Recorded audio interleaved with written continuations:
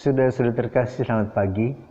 Salam jumpa lagi dalam Sabda Siap Saji 21 November 2020, di mana kita memperingati Maria dipersembahkan kepada Allah, tentu oleh Anna dan Joakim, Santa Anna dan Santa Joakim.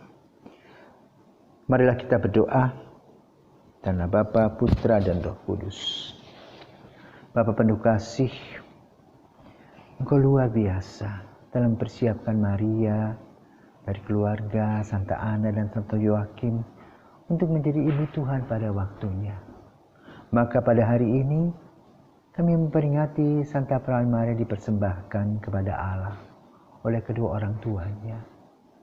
Dituntun, dibina, dibimbing, diberkati. Sehingga Maria menjadi seorang gadis yang sangat-sangat luar biasa. Menjadi teladan kami yang teguh, yang rendah hati, yang berbelas kasih, dan memahami arti hidup dan keselamatan. Maka ajarlah kami untuk belajar melalui Bunda Maria sebagai teladan hidup yang luar biasa, karena Engkau memberkatinya. Demi Kristus Putramu dan pengantara kami, kini dan sepanjang masa. Amin. Tuhan bersamamu dan bersama rohmu. Inilah Injil Yesus Kristus menurut Santo Lukas, dimuliakanlah Tuhan. Pada suatu ketika, datanglah kepada Yesus beberapa orang Saduki yang tidak mengakui adanya kebangkitan. Mereka bertanya kepada Yesus, "Guru, Musa menulis kita untuk kitab perintah ini. Jika seorang yang mempunyai saudara laki-laki mati meninggalkan istri tetapi tidak meninggalkan anak, maka saudaranya harus kawin dengan wanita itu dan membangkitkan keturunan bagi saudaranya. Ada 7 orang bersaudara. Yang pertama kawin dengan seorang wanita lalu mati tanpa meninggalkan anak. Lalu wanita itu dikawini oleh yang kedua dan oleh yang ketiga, dan demikianlah berturut-turut oleh ke-7 saudaranya. Mereka semuanya mati tanpa meninggalkan anak. Akhirnya wanita itu pun mati. Bagaimana sekarang dengan wanita itu? Siapakah di antara orang-orang itu yang menjadi suaminya pada hari kebangkitan? Sebab ke-7-nya telah beristrikan dia." Berkata Yesus kepada mereka, "Orang dunia ini kawin dan dikawinkan. Tetapi orang yang dianggap layak mendapat bagian dalam dunia yang lain itu, dan dalam kebangkitan dari antara orang mati, tidak kawin dan tidak dikawinkan. Sebab mereka tidak dapat mati lagi. Mereka sama dengan malaikat-malaikat dan menjadi anak-anak Allah, karena mereka telah dibangkitkan. Tentang bangkitnya orang-orang mati, Musa telah memberitahunya dalam nas tentang semak duri, di mana Tuhan disebut Allah Abraham, Allah Ishak, dan Allah Yakub. Ia bukanlah Allah orang mati, melainkan Allah orang hidup, karena di hadapan Dia semua orang hidup." Mendengar itu, beberapa ahli Taurat berkata, "Guru, jawabmu itu tepat sekali." Maka mereka tidak berani lagi menanyakan apa-apa kepada Yesus. Demikianlah Injil Tuhan, terpujilah Kristus. Orang Saduki tidak percaya kepada kebangkitan. Maka mereka berpikir bahwa meninggal itu pindah tempat. Seperti kita pergi dari satu tempat, misalnya pindah dari satu kota A ke kota B. Dan setelah itu tidak ada kelanjutannya. Sama seperti seekor ikan kita makan, dia tidak pernah menghantui kita. Artinya apa? Sesudah dimakan habis. Orang Saduki berpikir begitu, setelah mati ya selesai. Atau bahkan melanjutkan peristiwa itu tadi. Contoh, seorang ibu mempunyai suami 7, kawin tungku. Misalnya begitu lagi.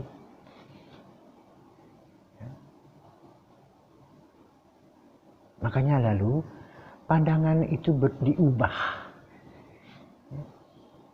dalam peristiwa Musa, di mana ia mengalami belukar yang bernyala, tetapi dipegang biasa saja, tapi dia bernyala. Artinya bahwa ada sesuatu misteri rahasia Tuhan hidup kita ini, yang kemudian dibuktikan oleh Yesus sendiri. Di mana tentu saja banyak orang yang tidak percaya akan kebangkitan.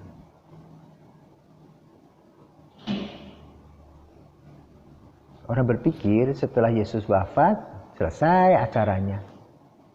Semua kegiatannya mati. Ternyata baru mulai.